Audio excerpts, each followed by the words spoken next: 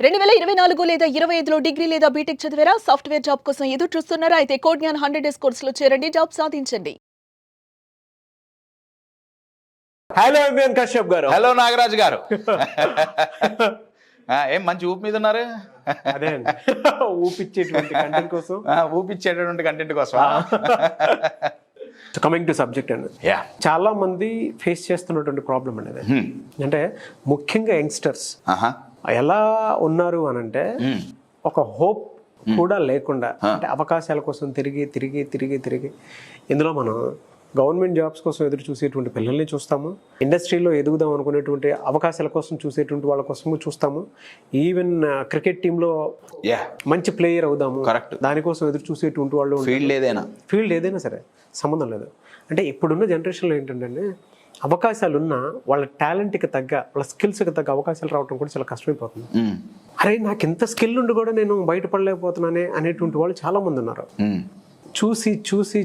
చూసి వెక్స్ అయిపోయి మానసికంగా అలసిపోయినటువంటి వాళ్ళు చాలా మంది ఉన్నారు. అంటే వాళ్ళు ఇంకా లెగలేం, ఇంకా అయిపోయింది. ఎందుకంటే వెనక్కి తిరిగి చూస్తే వీళ్ళ టాలెంట్ మీద ఆధారపడి వేరే వాళ్ళు బతుకుంటారు తప్ప వీళ్ళు మాత్రం ఆ స్కిల్స్ని అలానే ఉంచేస్తూ ఉంటారు. ఇంకా మేము దేనికి ఉపయోగపడమేమో అనేటువంటి స్టేట్ ఆఫ్ మెంటాలిటీలోకి వచ్చేస్తారు. అటువంటి వాళ్ళు బయటపడాలి అంటే ఎలా అన్నాయి? మీరు చాలా పవర్ఫుల్ వర్డ్ యూజ్ చేశారండి, మానసిక అలసట. అది మనిషిని క్యాన్సర్ కంటే ఘోరంగా తినేస్తుంది. ఆ మానసిక అలసట, ఆ నిరాశ అనేది. ఇప్పుడు దీనిలో రెండండి. ఒకటి, మీరు అన్నట్టు స్కిల్స్ ఉన్నాయి, నేను షోకేస్ చేసుకుంటా, ఆపర్చునిటీ వస్తుంది. నేను స్కిల్స్ ఉన్నాయి, నేను షోకేస్ చేసుకున్నా, నేను ప్రూవ్ చేసుకున్నా, అయినా నాకు అవకాశం రావట్లా. అక్కడ మానసిక అలసట చాలా ఎక్కువ ఉంటుందండి. అది చాలా డేంజరస్. అది కనుక తట్టుకొని నించున్నావా లైఫ్ మొత్తం చేంజ్ అవుతుంది. మీరు క్రికెటర్ అన్నారు కదా, నేను ఒక ఎగ్జాంపుల్ ఇస్తా. అవకాశం మీరు ఎంత ప్రూవ్ చేసుకున్నా అవకాశం దొరక్కపోతే యూఆర్ గెటింగ్ ఏ డిమోటివేట్ అవుతుంటే ఆకాశాన్ని చూడండి. ఆకాశం అంటే ఏదో పైకి చూడటం కాదు, నేను ఎక్స్ప్లెయిన్ చేస్తా. ఆకాశం అన్న పదం నేను ఎందుకు వాడానని నేను ఎక్స్ప్లెయిన్ చేస్తా. కూల్ గా టక్ అని చెప్పిస్తారు. సెల్ఫ్ కంట్రోల్ ఉంటే కూల్ ఉంటుందండి.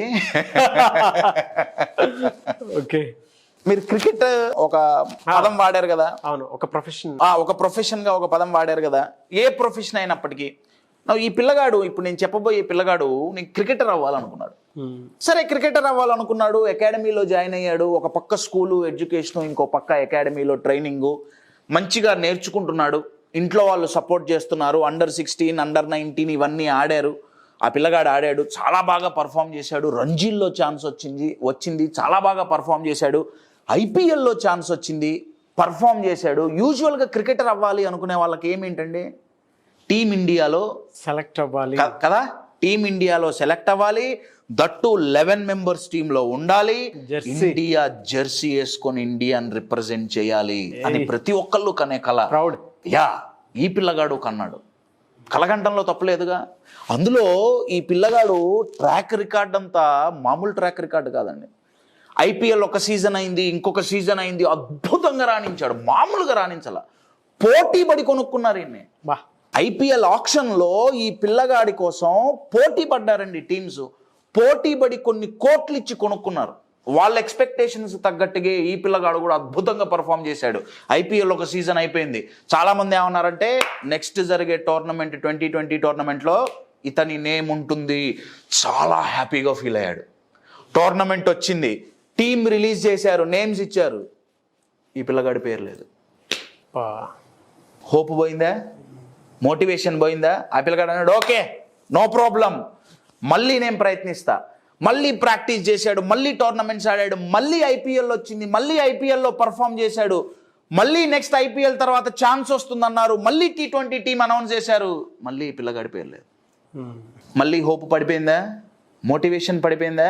ఈయన అన్నాడు, నో ప్రాబ్లం, నేను మళ్ళీ ప్రయత్నిస్తా. 2 ఐపీఎల్లేగా, ఏం కాదు, 3వ ఐపీఎల్ మళ్ళీ నేను ఇచ్చేస్తా.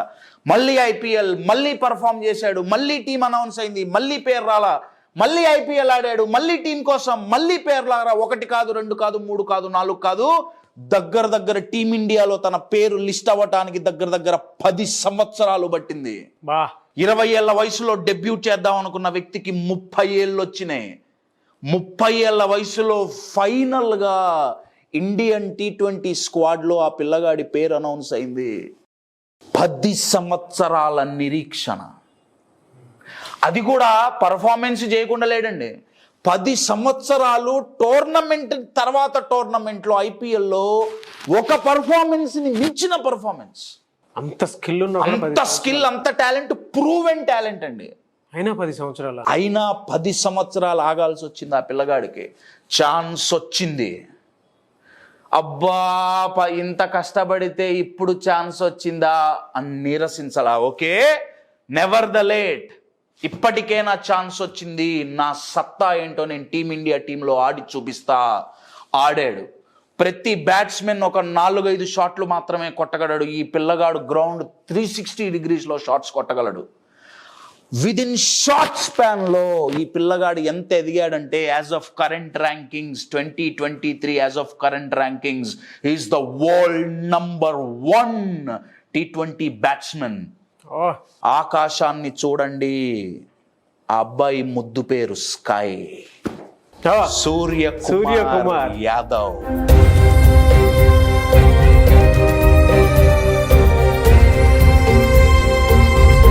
నేను ఎంత ప్రయత్నించినా, ఎంత నేను టాలెంట్ ప్రూవ్ చేసుకున్నా, నాకు ఇంకా అవకాశం రాలేదని నీరసం వచ్చినప్పుడల్లా ఈ ఆకాశాన్ని చూడండి. నిజంగా హీ స్కై అండి. డెఫినెట్లీ అండి, నో డౌట్. డెఫినెట్లీ 10 సంవత్సరాలండి, అది కూడా స్కిల్ ప్రూవ్ చేసుకొని. సూర్యకుమార్ యాదవ్ ఆయన గారిది ఇంటర్వ్యూలో ఆయన అడిగారు, ఎలా తట్టుకొని నించున్నావు? 1 కాదు 2 కాదు, దశాబ్దం అండి. ఆయన అన్నారు, టీంలో నా పేరు రానప్పుడల్లా చాలా నిరసించిపోయేవాడిని, చాలా డిమోటివేట్ అయ్యేవాడిని. ఆయన ఒక పదం వాడారండి. ఆయన అన్నారు, నేను ఆడకుండానే ఓడిపోయా. ఆడి ఓడిపోవటం వేరండి.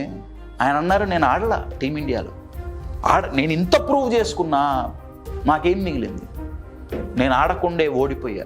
మరి మీరు ఎలా నించున్నారు? ఆయన అన్నారు, నేను ఎంతో కష్టపడ్డా.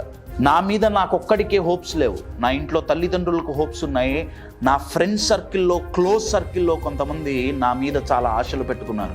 నా లోపల నుంచి ఒక వాయిస్ వచ్చింది, 10 కాదు 15 సంవత్సరాలు అయినా సరే నా కోసం కాకపోయినా వీళ్ళ ఆశ పదిలంగా ఉండటం కోసమైనా సరే నేను ఇంకా పర్ఫామ్ చేస్తూనే ఉంటా. సిస్టమ్ని బ్లేమ్ చేయలేదండి ఆయన.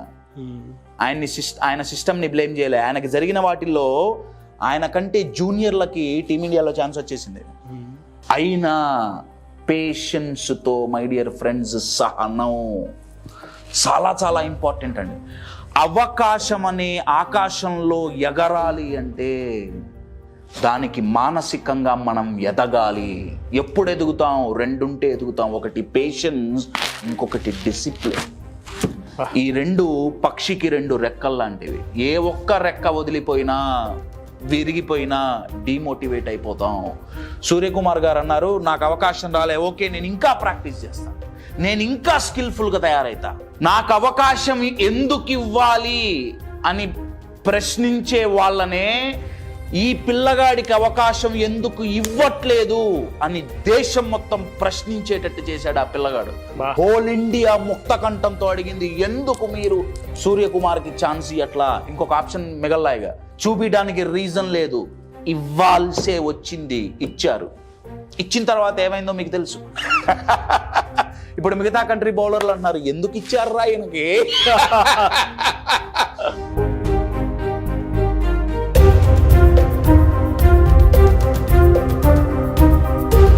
ఐపీఎల్లోనే మమ్మల్ని పిచ్చికొడురు కొట్టాడు. ఇప్పుడు వరల్డ్ నంబర్ 1 అండి. T20 మ్యాచ్లో మిడిల్ ఓవర్స్లో సూర్యకుమార్ వచ్చిన తర్వాత రన్ రేట్ దగ్గర 7.8 8.2కి వెళ్ళిపోయింది. ఒకప్పుడు అంత లేదు. ఒక్క వ్యక్తి వల్ల అండి. కానీ ఆ వ్యక్తి 10 సంవత్సరాలు ఆగాడు. మై డియర్ ఫ్రెండ్స్, అవకాశం రాకపోతే నీరసించిపోవద్దు. నేను ఒక ఎగ్జాంపుల్ చెప్తా అండి. మీరు ఒక మంచి డెస్టినేషన్కి వెళ్దాం ఫ్యామిలీతో తయారయ్యారు. నేను వెకేషన్కి వెళ్తా, ట్రైన్ టికెట్లు బుక్ చేసుకున్నారు, చాలా ఎక్సైటెడ్, అన్నీ ప్యాక్ చేసుకున్నారు, ఒక 4-5 రోజుల ట్రిప్పు వెళ్ళారు, స్టేషన్కి వెళ్ళారు, ట్రైన్ గంట లేట్ అయింది. సర్దుకొని ఇంటికి వెళ్ళిపోతారా? లేదు, 2 గంటలు లేట్ అయింది. సర్దుకొని ఇంటికి వెళ్ళిపోతారా? వెకేషన్ కాదు సార్, వెళ్ళం. వెకేషన్ కాబట్టి 3 గంటలు అయింది, వదిలేసి ఇంటికి వెళ్ళిపోతారా? ఆహా, వెళ్ళాం. ఎందుకంటే నాకు వెకేషన్ ముఖ్యం.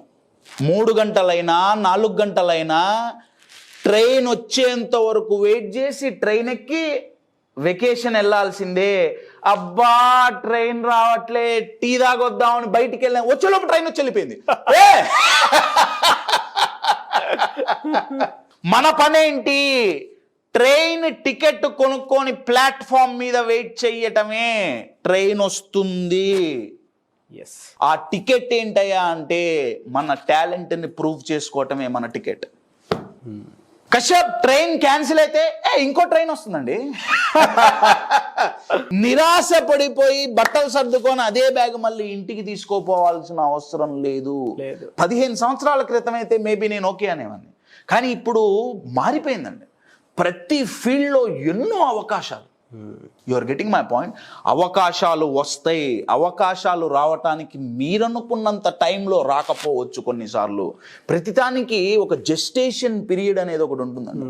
సూర్యకుమార్ గారు ఆయన గారిని అడిగినప్పుడు ఆయన అదే చెప్పారు, నాకు అవకాశాలు రాకపోతే నేను నీరస పడిపోయినప్పుడల్లా నా మైండ్కి నేను చెప్పుకుంది ఏంటంటే tomorrow is a different fresh day. నాకు ఇదే మొదటి రోజు క్రికెట్లో. అందులో నాకు బాగా నచ్చిన క్వాలిటీ అండి మీరు చెప్తుంటే, పర్సనల్ అప్సెట్ మొదట్లో స్ట్రాటజీ ఉండొచ్చేమో కానీ సోషల్ అప్సెట్ మాత్రం ఎక్కడ కనిపించలేదు మీరు చెప్పిందని. ఎక్కడా లేదండి. ఆ వెరీ వెల్ అనాలిసిస్. అందుకే ఆడియన్స్ ఎందుకు ఇవ్వరు, ఎందుకు ఇవ్వరు అడిగారండి. అయితే ఆయన 10 ఏళ్ళు నేను పేషెన్స్తో ఉండమన్నాను అన్నా కదా, సహనంతో ఉండాలి. ఆయన సహనంతో ఖాళీ కూర్చొని చిప్స్ తింటూ క్రికెట్ చూడాల, అప్పుడు పొట్ట పెరిగేది. ఆయన సహనంతో ఉండి స్కిల్స్ని ఇంకా డెవలప్ చేసుకున్నారు. నేను ఇంకా ఎట్లా బెటర్గా ఆడగలను, నేను ఇంకా ఎట్లా చేయగలను, నేను ఇంకా ఎట్లా. You are getting my point. Only సహనంతో ఉంటే కుదరదండో. అవును, సహనంతో పాటు మనం ఏ ఫీల్డ్ అయితే ఉన్నామో దాంట్లో నెక్స్ట్ లెవెల్కి వెళ్తూనే ఉండాలి. ఎందుకంటే ట్రైన్ వచ్చినప్పటికీ ప్లాట్ఫామ్ మీద మనం లేవనుకోండి, ఏం లాభం? నాకు ఇప్పుడు అవకాశం వచ్చింది, నేను ప్రూవ్ చేసుకోవట్లా.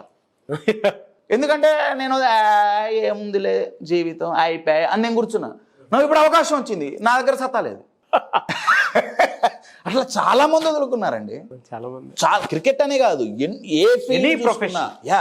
మార్కెట్ లేదు, మార్కెట్ లేదు, మార్కెట్ లేదు, మార్కెట్ వచ్చింది, ఏం లేడు ఇప్పుడు. So to give you a straight answer, అవకాశాలు దొరకనప్పుడు ఎలా వెయిట్ చేయాలి, మానసికంగా ఎలా చేయాలి? మై డియర్ ఫ్రెండ్స్, పేషెన్స్తో, డిసిప్లిన్తో మన స్కిల్ మనం పెంచుకుంటూ పోవటమే. స్కై చెప్పిన మాట అండి ఇది. ఆయన అన్నారు, సెలక్షన్ కమిటీ డిసైడ్ చేస్తుందా డిసైడ్ చేయదా నా చేతిలో లేదు, నా చేతుల్లో ఏముంది? బ్యాట్ ఉంది అంతే. నేను ఇంకా బెటర్గా బ్యాటింగ్ ఎలా చేయగలను, ఇదొక్కటే నా ఫోకస్. వాళ్ళు నన్ను సెలెక్ట్ చేయాల్సిందే, అంతే. మై డియర్ ఫ్రెండ్స్, నీరసం వచ్చినప్పుడు ఆకాశాన్ని చూడండి, స్కై చూడండి. But excellent biography and he's a fantastic personality. Enjoyed and motivated. He created sensation. True. He created sensation. Yes, really he is a sky. Thank you so much MVN Kashyap garu. Thank you. Suman టీవీలో మీ personal and business promotions కోసం కింది నెంబర్కి contact చేయండి.